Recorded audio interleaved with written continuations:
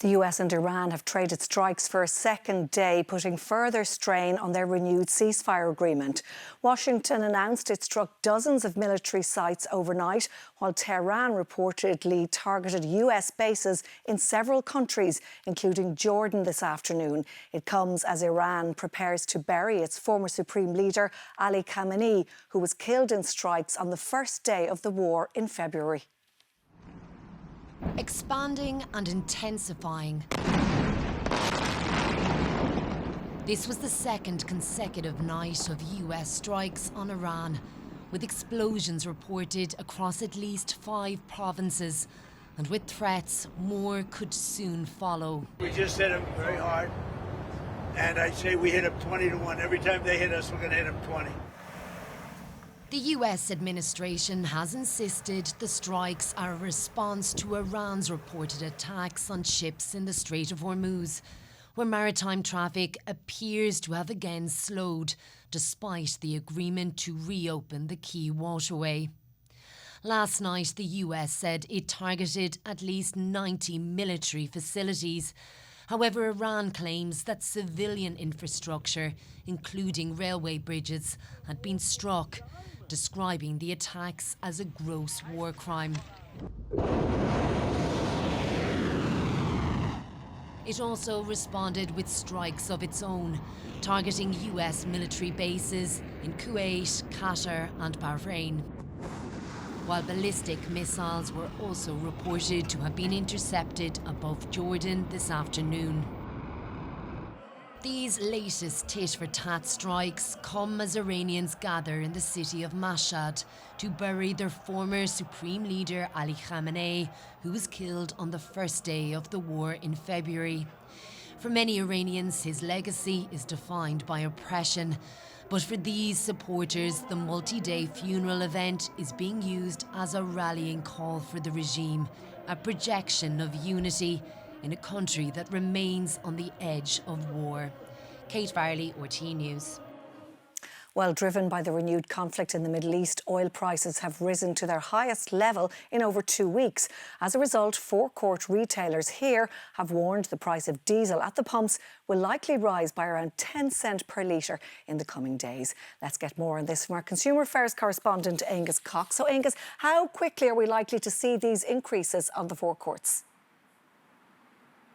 Fairly soon, it seems. Eileen, oil had fallen below $70 a barrel only last week, but it's back up in recent days with these tit-for-tat strikes.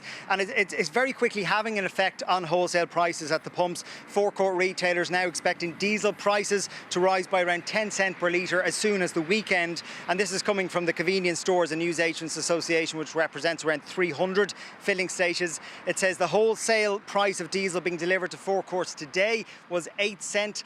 Plus VAT higher than it was yesterday. This could see diesel prices rise from roughly where they are at the moment, 170 litre, to well above €1.80. Wholesale petrol prices delivered today as well, they were up by around 2 cents per litre. Not quite as much, but that should also feed through to motorists in the coming days. And understandably, these latest hikes, they will be frustrating for consumers. So let's try and get some context on them from Kevin McPartland, Chief Executive of Fuels for Ireland, who joins us here. Kevin, Sinn Féin spokesperson Pearse Doherty, he's been one of those quite outspoken on this. He says people have a right to be angry when they see prices rising steadily but falling slowly, and that there's no justification for it. This latest escalation in the Middle East, it was only yesterday, but yet so quickly we're seeing these prices being passed on to consumers. Would it be the same if the situation was reversed? Would they be coming down as quickly? It absolutely would be the same. It was the same a couple of weeks ago when we had the first news of a ceasefire and we had the first signs of ships getting through the Strait of Hormuz. It did come down that quickly. In fact, I remember hearing the Tánaiste on RTE radio last week saying he had noticed the prices coming down. So yes, it does happen just as quickly. And that's not just me saying that as the representative of the Fuel Industry Association. You and I spoke a couple of months ago when the CCPC report was published. There was talk of this same thing, this rocket and feather scenario. And the CCPC found that retail prices absolutely tracked the wholesale commodity prices for refined product. It's just the nature of the market. At the time, the CCPC also noted that they couldn't rule out that there was some sort of price gouging at isolated levels on smaller forecourts in certain areas.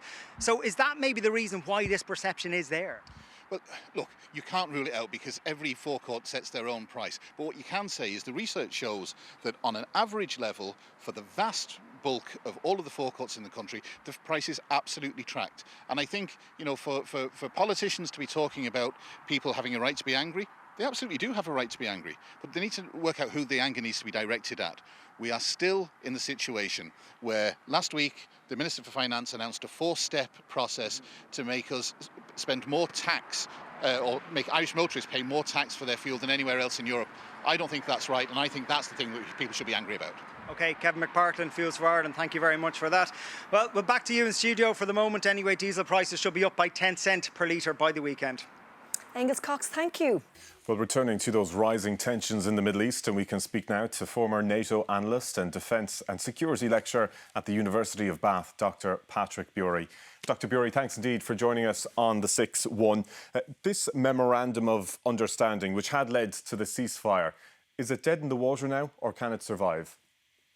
Good evening, Tommy. Thanks for having us on. I suppose it depends on what your expectations of a ceasefire are these days, isn't it? If you're in the traditional sense that both sides should stop fighting and respect that, then it never really was in force, to be honest, was it? We saw increasing and numerous tit-for-tat attacks. Last week, they were usually single attacks, a tit and a tat. Now it's into double, basically, last week. And it's obviously accumulated now to this week, with you've had serious strikes, about 170 by the United States and 3 bases attacked in the Gulf by the Iranians. So I think it's dependent on what your expectations were for this. And unfortunately, I think the MOU, the ceasefire, is basically more of the same. The most likely outcome is a perma-crisis now. Is there a risk that the likes of Israel could become involved?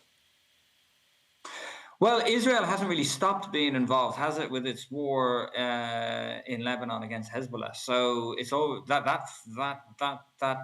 theatre of operations has continued to bubble away. Really, it's died down a bit, but it's then restarted. It continues along, despite Trump's chagrin with Benjamin Netanyahu recently. It's still rumbled on. So, in that regard, I think it's more of the same, unfortunately. Now, listen, both sides, in terms of the US and Iran, have an interest in maintaining a sort of status quo where the Iranians show that if the boats go closer to Iran along the Strait of Hormuz, that in their channel, that they have basically got control of the strait. They could potentially tax it down the line. People are, and shipping companies and captains, etc., are recognizing Iranian de facto control. And the US, of course, have an interest in that not happening, but it not being a long-term closure. And hence why the most likely outcome, if you look at those two constraints, is that a situation like we're experiencing continues to rumble on.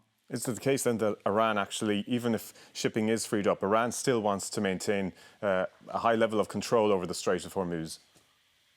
Absolutely. This is what it's about. It's about directing ships closer in through the Iranian channel, so they probably down the line can create a norm about taxing or at least controlling those vessels. So, and the US don't want to do that. It's about freedom of navigation. But the US, on the other hand, can't go full out intense war that we saw from that month between May and June.